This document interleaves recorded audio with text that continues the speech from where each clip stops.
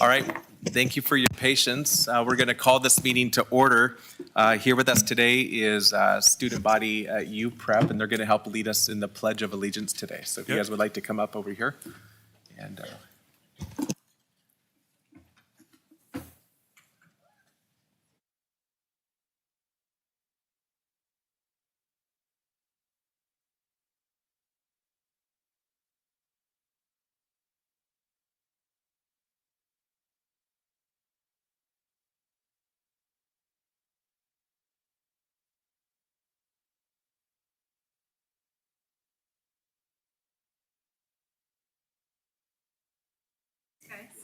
thank you.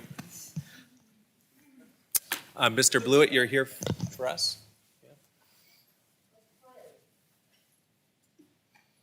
God of creation, the one who we call Father in heaven, we delight in the joys of Christmas and Hanukkah, and for some even simply the joys of a winter solstice. We ask for your blessing on this council meeting and these men and women who serve our city. Guide them and give them grace as they interact with your people. Give them wisdom and common sense as they make decisions, and give the people of Reading the ability to follow their leadership and decisions.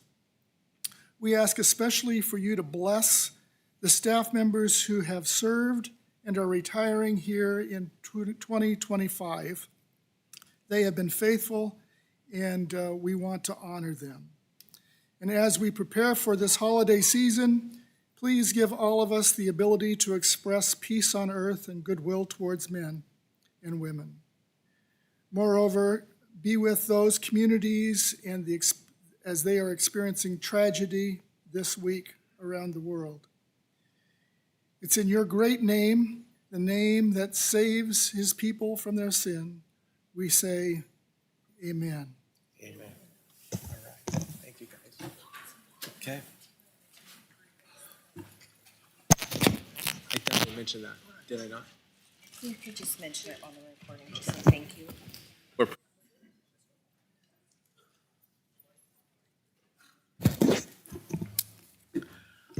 Okay, we came out of closed session. Is there anything to report? No, there was no reportable action on item 3A. Okay, thank you. All right, we'll start with our roll call.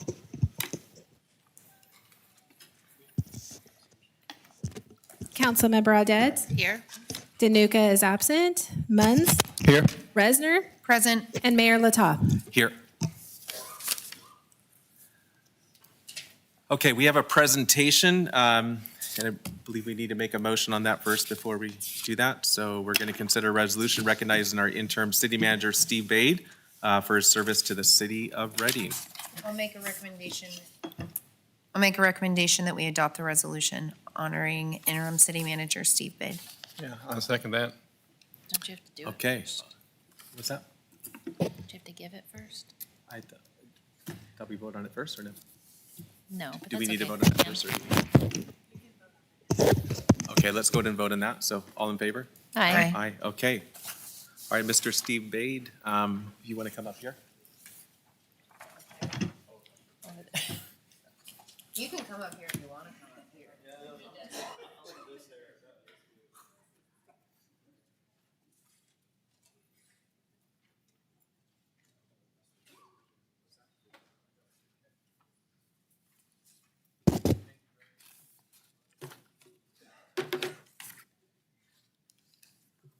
All right, today is a really, really great day today. We're going to recognize Steve Bade, our interim city manager right now. It's a resolution of the City Council of the Reading, Council of City of Reading, commending Steve Bade for outstanding dedicated service to the City of Reading.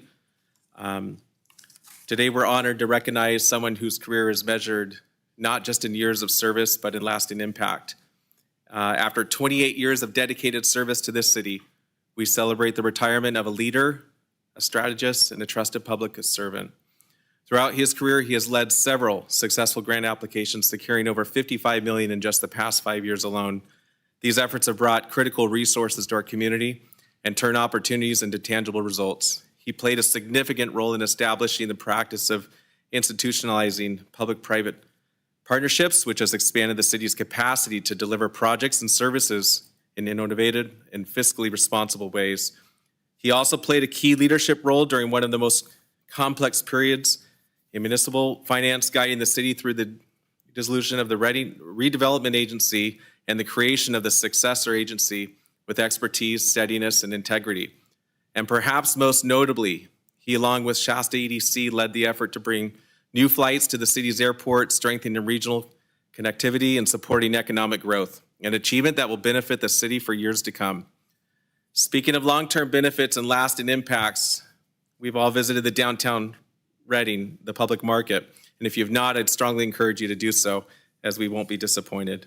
Beyond the milestones and accomplishments, what truly defines his legacy is his professionalism, institutional knowledge, collaborative spirit, and unwavering commitment to doing what is best for the city. His leadership has shaped policy, strengthened partnerships, and leaving the city of Reading better than when he started 28 years ago. And while we will certainly miss his expertise, we are grateful for the strong foundation he leaves behind. On behalf of the city, its leadership, colleagues, and community, thank you for 28 remarkable years of service. We wish you a retirement filled with new adventures and a well-earned relaxation. And so congratulations and thank you for everything. So I think we have a few other words here with others that are here. Was Mark Mazzano here? Or yeah. And also Bruce Ross, right?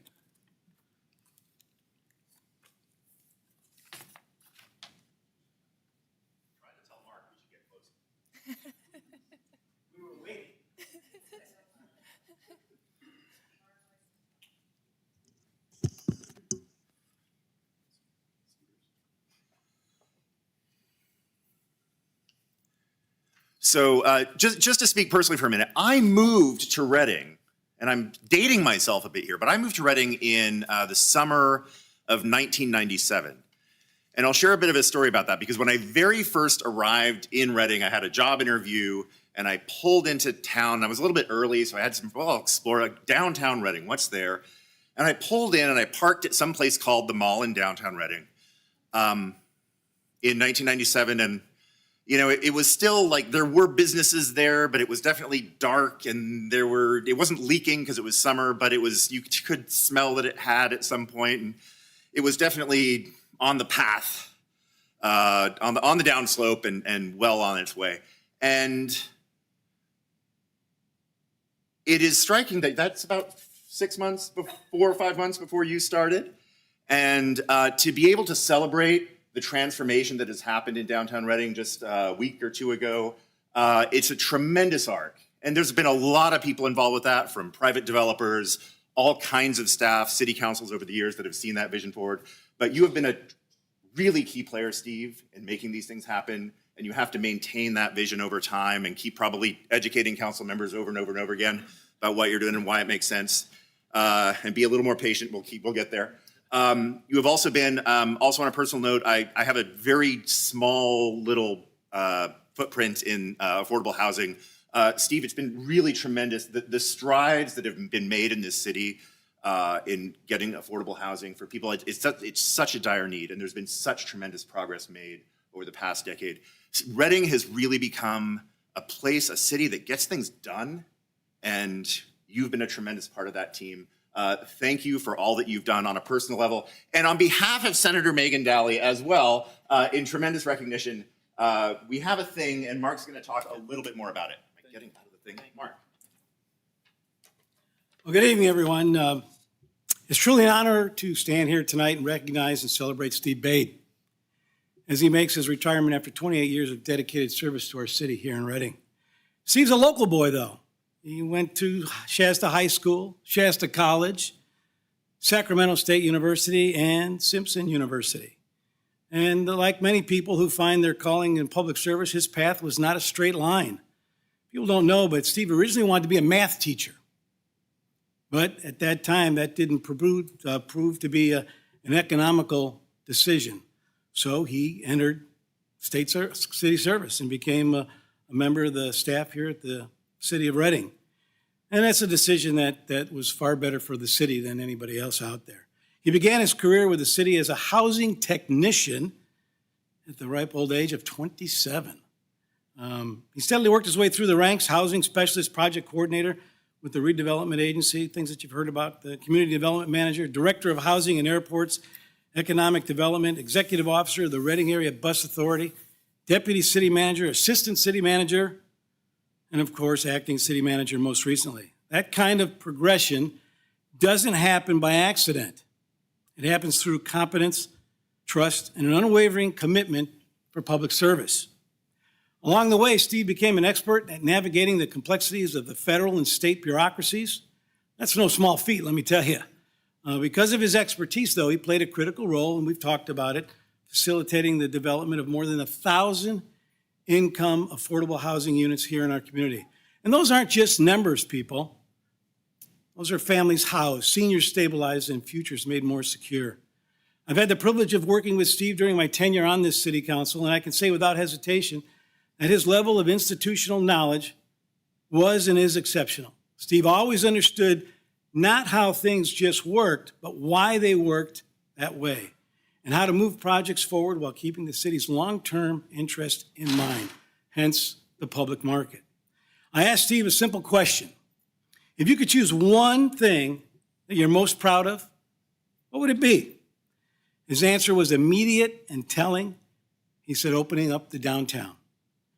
Opening up the downtown, creating a space that could be enjoyed by both our community and local businesses. That response perfectly captures Steve's approach, thoughtful, community-focused, and always looking toward the future. Steve, your legacy is going to be visible all around us. It really is. It's in our neighborhoods, our downtown, and in the strength of the city's operations. On behalf of Assembly Member Heather Hadwick, our first Assembly, and Senator Megan Dolly, we're here to wish you well. After 28 years of service, your leadership and dedication, we wish you the very best in your well-earned retirement. And with that comes a resolution, a joint resolution from both the Senate and the Assembly. Doesn't look like this because we normally get 2 months to make these. We got a week. So we'll be bringing you the real one in a couple of weeks. But we do have to take a couple of photos. Yep. Council members, if you have any comments, this would be a good. I do.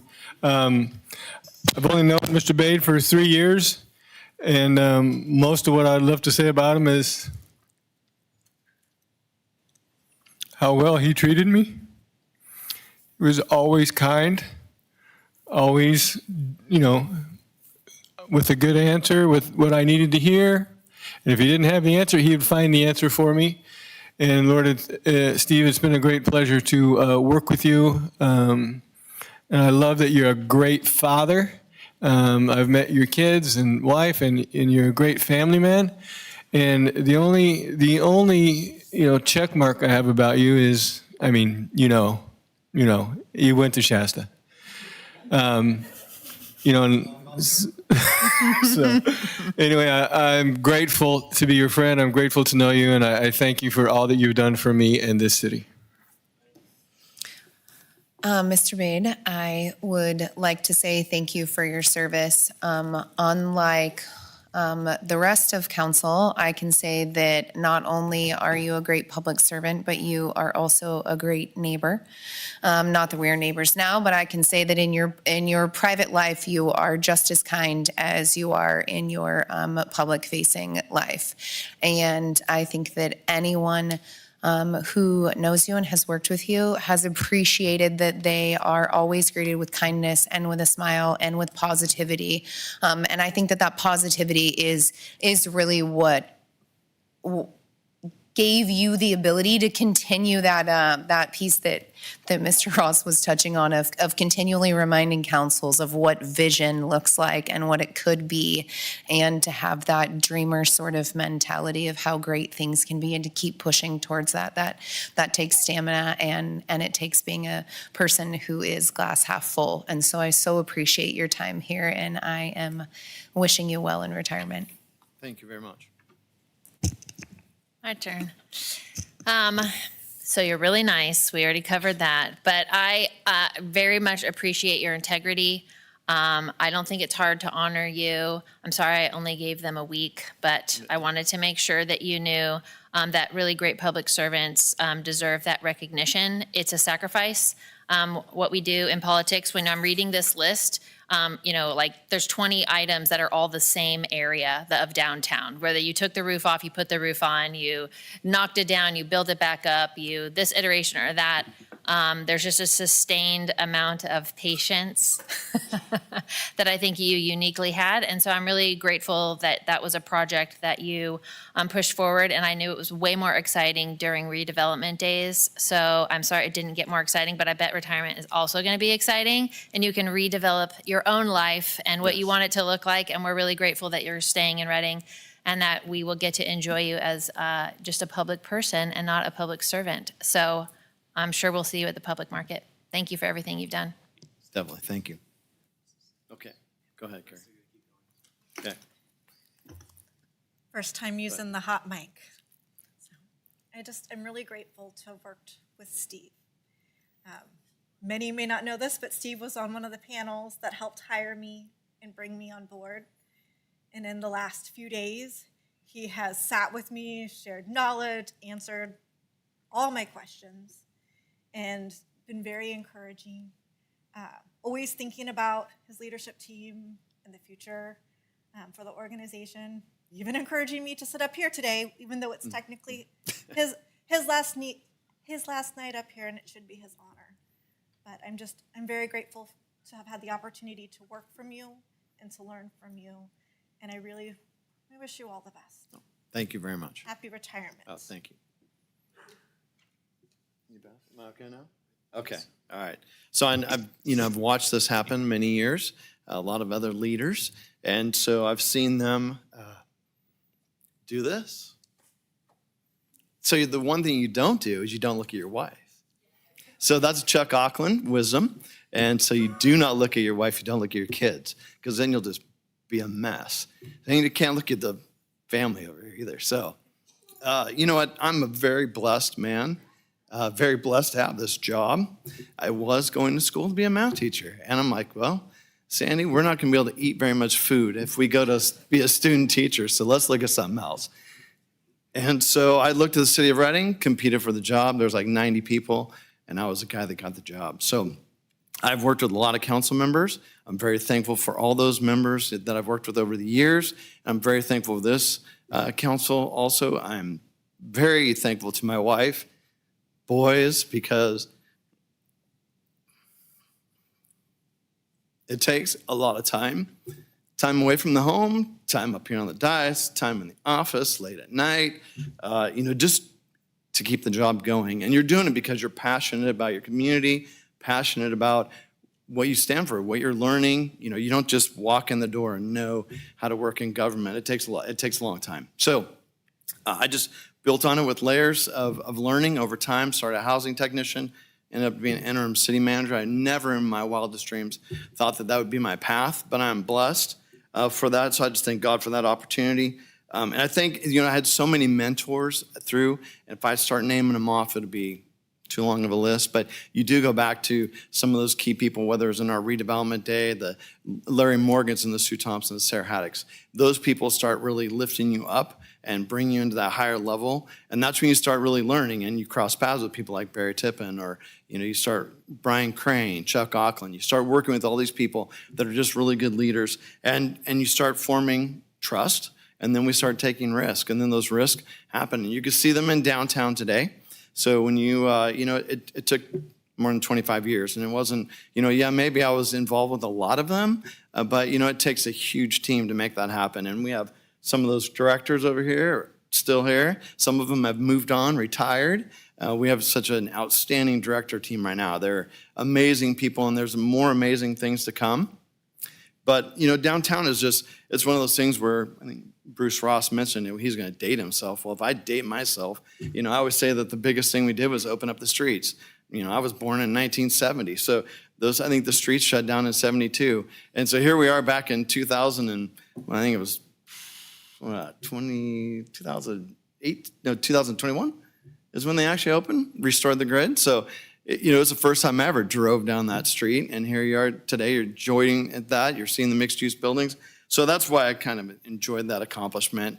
It's just really an absolute treat. And then I look around the community, I see a number of the affordable housing projects we've done, and I take council members, Councilmember Munns, one of the first things I did was, let's go take a tour and I'll show you the nicest multifamily buildings and complexes in the community, and they're all tax credit, multifamily, income qualifying homes. And they're very nice, they're very well maintained, and we have a lot of fingerprints on that. And I was lucky to get the chance to do tax credits, to learn with partners like K2.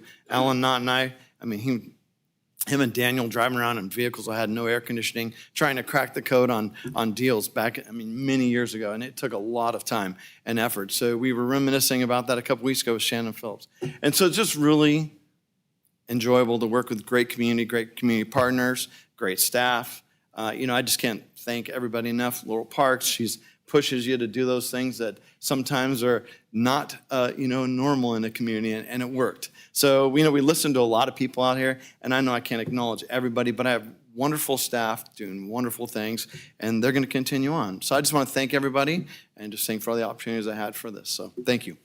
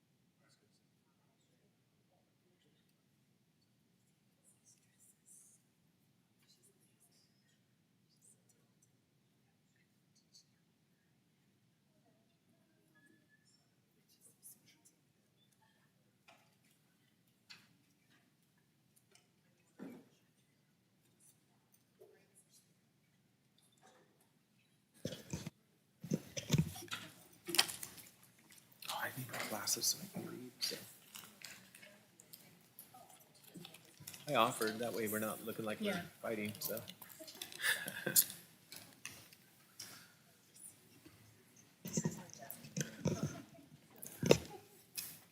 Okay, if anyone wishes to address the city council on any item considered at this meeting before or during council's consideration of that item, please enter your name in the electronic kiosk located in the lobby. The city council will allocate up to a maximum of 3 minutes per speaker for each agenda item. Staff reports are available online at the city's website and in the public view binder located on the podium at the north side of the chambers. All right, we're going to move on to public comment, and pursuant to the Brown Act, City Council cannot take action on public comment items. The City Council, we're reading this again, aren't we? City Council will allocate up to a maximum of 3 minutes per speaker for 30 minutes total at the beginning of the meeting for public comment. For non-agendized matters within the city's jurisdiction, the mayor will determine the order of speakers. If 30 minutes is not adequate to accommodate all of the individuals who have submitted their name through the electronic kiosk, the council will trail this item to the end of the open session agenda. The remaining speakers will address the city council at that time. So we have 4 speakers. We're going to start with Paula Montgomery. And after that, we'll go Margaret Contrell.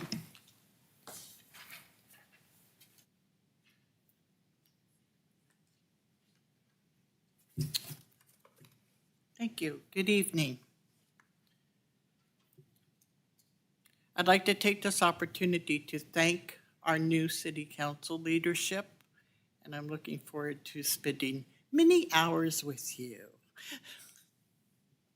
For the past few months, residents of our local mobile home parks have been asking city council to explore a rent stabilization ordinance.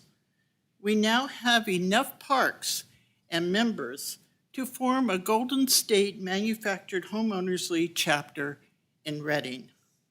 Approximately 6% of Reading's population are mobile homeowners.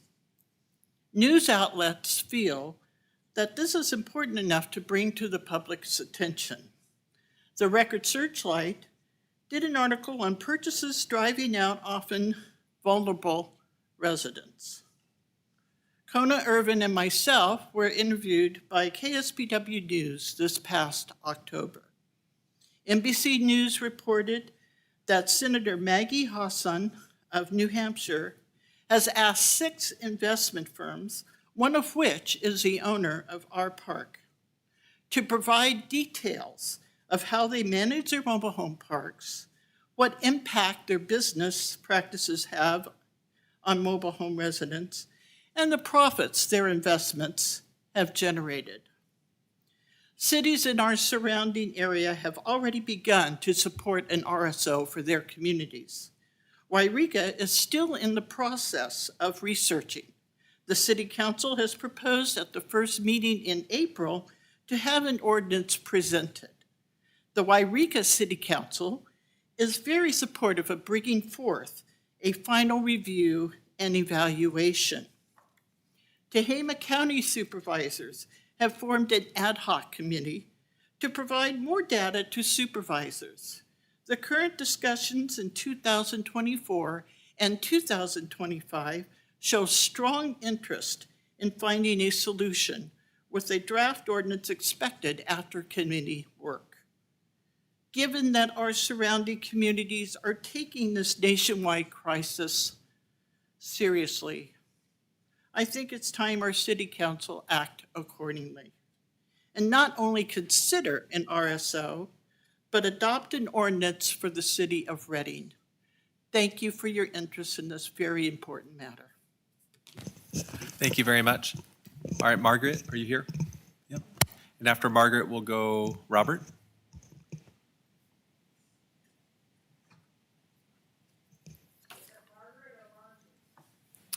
I have Margaret Cantrell, and after that, I have a Margie, so.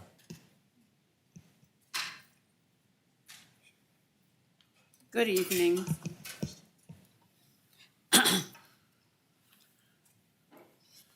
I understand that you have been conducting budget meetings and that you've put a lot of time into it, and I'm looking forward Thursday to the budget meeting that is open to the public, and I hope you have lots of good stuff for us.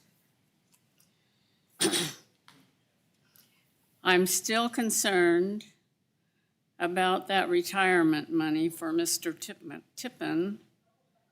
He's only 61 years old, and he's in good shape and good health, and he'll probably live to 90, and if he does, the city will be out for over $7 million in retirement and money and whatever else he gets. That's for a city where the average salary of the people who live here is $70,000 a year. That's a lot. He earned a better salary while he was working here than most of the people that live in the city. So I think it would be appropriate for you to see if you can claw back some of that retirement money that is going to come to him because of raises that were negotiated in closed session without notification to the public for their approval. That was in January of 2022 and September of 2023. And most of you were not on the council then, I believe Ms. Risner was. It's too bad that somebody didn't see at that time that there was something going on. So I only have two thoughts. One is, please do something about it. We can't afford that. And the other is wondering if he's, he grew up in this town and he worked for the city for 20 years and he made a good salary, I'm pretty sure. Has he always been dishonest with the people's money? And why does he hate the people of Reading so much that he would do that to us? All right, thank you. We have Margie, and then I think I saw you stand up before. There you are. And then Margie, after, we have Robert, if you're here. I have to pull out the stool.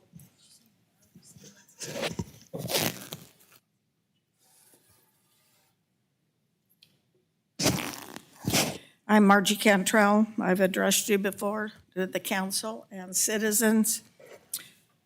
My parents moved me here when I was 4 years old in 1946. And you can do the math.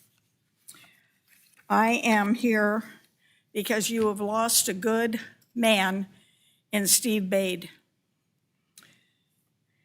His retirement is caused because you did not hire internal people to continue in high-level positions. This is what happens when good people within are not hired.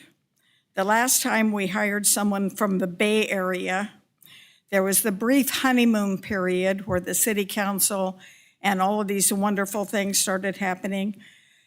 And then that person tried to change it to what he left.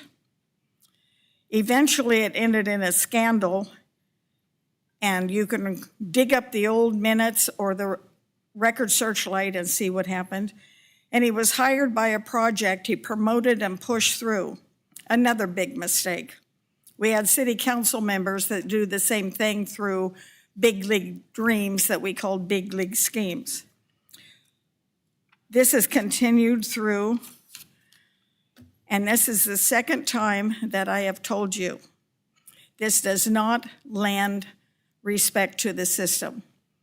Our prior city manager is still trying through the Park Marina plan to be able to sell property at Turtle Bay, which we do not want. That should be entered into our park system. Wants to tear down the Civic Auditorium and build something that's worthy of the city of Reading. And Jack, I graduated from Shasta too. And I remember when you grew up here, and I thought when you came back from Reno, you were gonna be remembering what Reno was in the old days. And I really wish that you guys would get a grip and keep it local, keep it how wonderful Reading has always been. As 6 generations in this area, 4 generations of which owned their own businesses, and others, now my great-grandchildren. I really, really worry about what you're gonna do in the future. Thank you. Robert, are you here? You stand up. I think I saw Robert here earlier, so. Okay. We're going to move on to consent calendar. The consent calendar contains items considered routine and/or which have been individually scrutinized by city council members and are anticipated to require no further deliberation If a member of the public wishes to address an item on the consent calendar, please enter your name in the electronic kiosk located in the lobby before a consent calendar is considered. It shall be the prerogative of any council member before the consent calendar is acted upon to, 1, comment on an item, 2, respond to any public comment on an item, 3, request the record reflect an abstention or nay vote on any item, or 4, remove an item and place it on the regular portion of the agenda for delivery of a staff report or an extended discussion or deliberation. I don't think we have any speakers. I don't see any here for consent calendar. So I'll entertain a motion unless any council members want to. I'll make a motion. Action. Accept. All second. All right. All in favor? Aye. Aye. All right. Well, did you want to? You voted for him. At least, yeah. He's not here to vote, so you might as well vote for him. He was abstaining anyway. Yeah, Paul he was abstaining. All right. Okay, we're moving on to appointments. Consider the mayor's appointments and reappointments to the City of Reading Community Services Advisory Commission. I've had 3 appointments. James Fink. Sorry. It's really close. He's already served 1 full term, and I've nominated him to serve a second full 4-year term. January 1st, 2026 through December 31st, 2029. I spoke to James on the phone. He's not burned out yet, so he's very, very happy to continue serving. He's done a really good job, provided valuable input, and he wishes to continue serving. I've also wanting to appoint Christina Prosperi. This would be a first term for her. I talked to her on the phone. She's been pretty engaged in activities here within the city. She's got a heart for the city.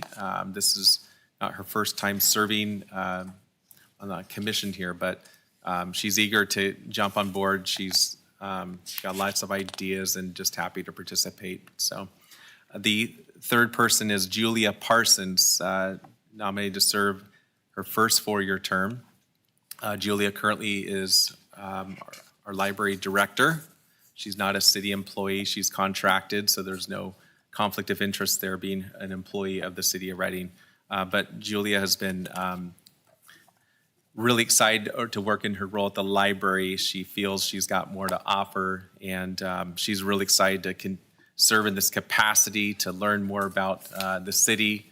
And I feel that she, based on my knowledge and working with her, she's got a lot to offer, and I think she would do a really, really good job. And so those are my 3. I don't know if there's a motion or any discussion at this time, so. I'll make a motion that we authorize and approve the mayor's recommendations for 1, 2, and 3. I'll second. All right. All in favor? Aye. Aye. We are moving right along. Wow. All right. I promised fast meetings. Actually, I never did promise that, but it's looking pretty good so far. So, all right, we are going to move on to personnel. So we're going to consider a resolution approving exception to the California Public Employees Retirement System 180-day wait period with regard to rehiring of retired information technology supervisor David Mann. So I believe we're going to have some words there from you, Carrie. So. Good evening. So CalPERS regulations requires that retirees wait 180 days after their retirement date before returning to work as a retired annuitant. However, CalPERS does allow some exceptions to the 180-day wait period, including for critically needed positions. After 24 years of employment, Dave Mann, IT supervisor, retired from the city on December 5th, 2025. The IT department is currently transitioning applications from the AS400 to Oracle and other systems. Mr. Mann's experience and understanding are critical to the success of migrating to these new systems. and it is important that progress is maintained in order to avoid cost of ongoing support and licensing of identified applications. Bypassing the 180-day break would also allow for the uninterrupted work effort towards decommissioning the AS400, which includes the 2025 end-of-year closeout to payroll and financial processing.